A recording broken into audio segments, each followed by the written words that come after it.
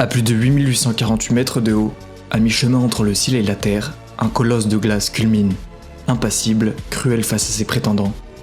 Sur sa route, chaque année, des hommes se lancent à sa conquête. Les vents y sont forts, les températures y sont féroces. Face à un défi qui semble impossible, face à une puissance de la nature qui semble démesurée, les courageux aventuriers qui s'en vont se frotter au colosse sont tout sauf ignorants des risques qui pèsent sur eux. Pourtant, ces risques sont multiples. Du mal des montagnes à l'œdème pulmonaire, à l'œdème cérébral, aux gelures et engelures, à l'hypoxie et aux chutes, l'Everest n'est parfois qu'à un détail de vous laisser la vie.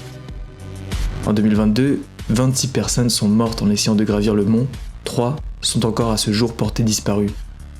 Mais gravir l'Everest sur un chemin de plus de 20 km avec plus de 3400 mètres de dénivelé est pour de nombreuses personnes l'objectif d'une vie, un objectif qui se doit d'être atteint.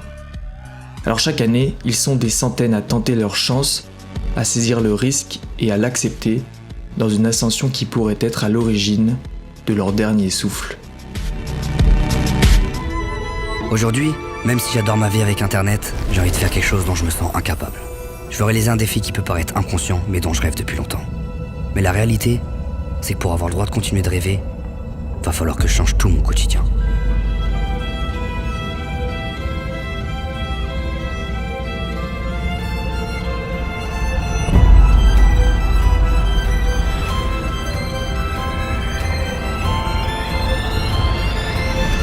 Le toit du monde, 8800 mètres à gravir. Un entraînement de toute une vie que je dois faire en un an. Que ça soit un échec ou une réussite, quoi qu'il arrive, rendez-vous en 2024, au pied du mont Everest.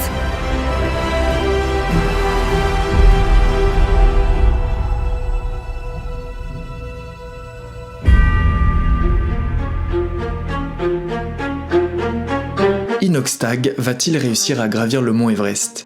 La question reste en suspens car gravir le mont est très loin d'être une chose aisée. Les gens qui partent dans cette ascension sont généralement préparés depuis des années, alors qu'Inoxtag ne se laisse lui qu'un an pour sa préparation. Un an de préparation, c'est très court et peut-être même que c'est insuffisant. Mais admettons qu'avec son courage et sa détermination, en 2024, peut-être qu'Inox sera fin prêt. Peut-être qu'il aura réussi à tout rassembler pour que l'expédition puisse prendre place. Peut-être qu'il aura pris de l'endurance, qu'il se sera entraîné sur de plus petits sommets et qu'il aura réussi à avoir la condition physique idéale à ce type de défi. Mais pour autant, le jour où il partira avec son équipe de Sherpas et de caméramans pour gravir le mont, quelles seront véritablement ses chances d'atteindre le sommet ? Everest was killing 1 in 6 people's lives, you know, and beforehand I read about that and it was almost glamorous, it was almost like romantic. You know, but you see the reality of it close up, and it's not romantic. It's dark and difficult and confusing. And I think my feeling at the end of it was that I got really lucky. You know, I'd been no doubt dug deep in a few big moments, and you know, it was some 92 days on that mountain. So there's a lot of time. You do have to dig deep, but ultimately I had a bit of luck at key times.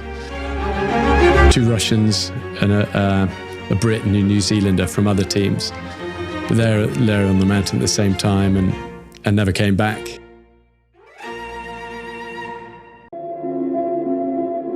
L'ascension de l'Everest est une épreuve qui requiert une préparation complète et détaillée. Inoxtag, pour braver le toit du monde, va devoir acquérir une expérience solide en montagne, s'entraîner physiquement avec rigueur, maîtriser les compétences techniques d'alpinisme, maintenir une santé robuste et une nutrition adéquate, et planifier méticuleusement son expédition en développant une résilience psychologique pour faire face à l'isolement, au stress et aux obstacles. Cependant, même avec la meilleure des préparations, l'ascension de l'Everest comporte des risques indépendants de l'effort de l'alpiniste. L'Everest est renommé pour ses conditions météorologiques imprévisibles avec des tempêtes de neige soudaines, des vents puissants et des températures glaciales. Le mal d'altitude est un danger majeur alors que l'air se raréfie à mesure qu'on monte en altitude, pouvant causer des maux de tête, des nausées et dans les cas graves un œdème pulmonaire ou cérébral. Les avalanches et les chutes de sérac présentent aussi un risque constant.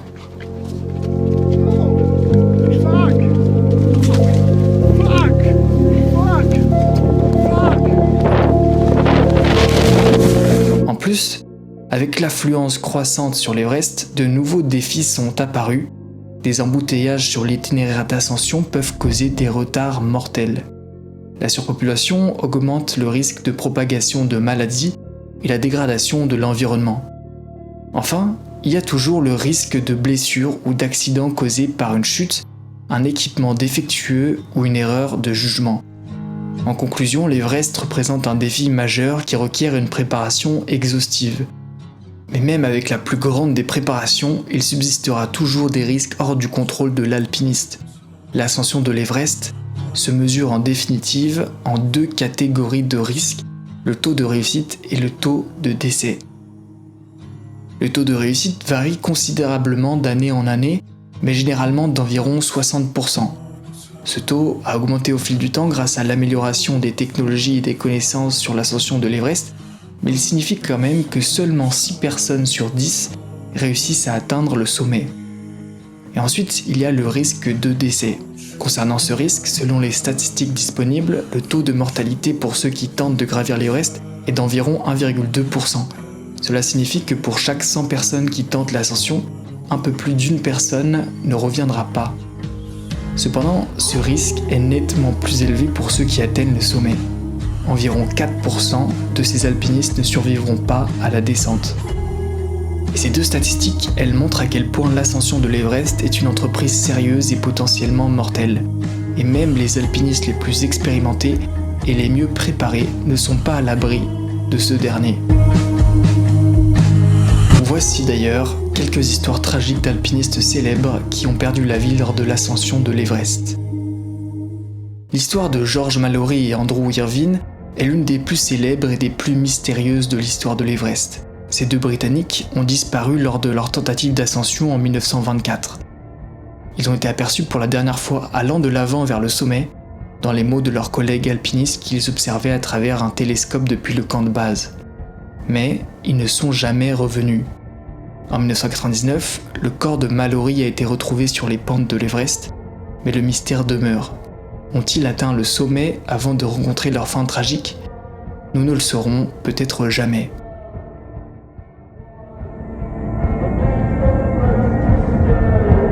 Rob Hall était un alpiniste néo-zélandais très respecté et le chef de l'expédition de la société d'aventure Adventure Consultants. En 1996, Hall a décidé de rester avec un client épuisé, Doug Hansen, alors qu'une tempête effroyable s'abattait sur l'Everest. Malheureusement, aucun d'entre eux n'a survécu. L'histoire de Rob Hall et des autres victimes de cette journée tragique a été racontée et adaptée au cinéma dans le film Everest de 2015. Yasuko Namba était une alpiniste japonaise qui en 1996 est devenue la 2e femme japonaise à atteindre les 7 sommets, les plus hauts sommets de chaque continent. Cependant, après avoir atteint le sommet de l'Everest, elle a été prise dans la même tempête mortelle qui a tué Rob Hall et plusieurs autres alpinistes. Épuisée et atteinte de graves engelures, Namba n'a pas réussi à redescendre de la montagne. Son histoire est un rappel poignant que parfois, atteindre le sommet n'est que la moitié du défi.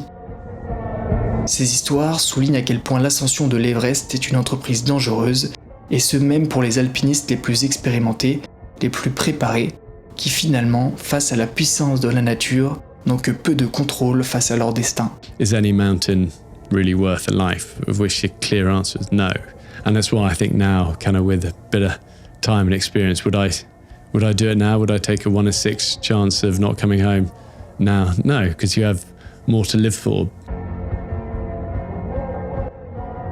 En conclusion, il est impossible de savoir si Noxtag va réussir son défi avant même qu'il ne le réussisse.